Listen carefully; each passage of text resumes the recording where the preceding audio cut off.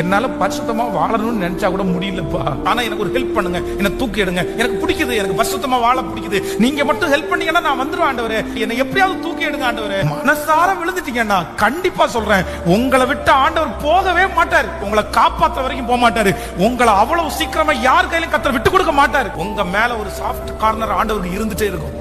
அத்திமரம் அவ்வளவு நட்டு, அவ்வளவு நீர் பாய்ச்சி, அவ்வளவு உரம் போட்டு, அத்தனை நாள் பாதுகாப்போட பார்த்து அதுல ஒரு கனியுமே பார்க்காத போது இதை வெட்டி போடலான்னு சுத்தி இருக்கிற எத்தனையோ பேர் சொன்ன போதிலும் ஆண்டவர் மட்டும் இப்ப இதை வெட்டி போட வேண்டாம், ஒரு வருஷம் வரைக்கும் பார்ப்போம், அது கனி கொடுக்கலன்னா திரும்பி வெட்டி போடலான்னு அந்த அத்திமரத்தின் மேலேயே கரிசனையா இருந்தவர் தான் என் கத்தர். உங்க மேலையும் என் மேலையும் கரிசனை இல்லாம இருப்பாரா? உங்களை நிறைய பேரை கத்தர் 1 இயர் பார்க்கலாம், 1 இயர் பார்க்கலாம், 1 மந்த் பார்க்கலாம் அப்படின்னு விட்டு தான் இதுவரைக்கும் நீங்க வந்திருக்கிறீங்க. இப்போ உங்களை வெட்ட சொல்லி சத்துரு எத்தனை சொன்னாலும் ஆண்டவர் உங்களை சரி இந்த 1 வருஷம் பார்ப்போம் கனி கொடுப்பான்னு கத்தர் உங்க மேல இரக்கமா இருக்கிறாரு.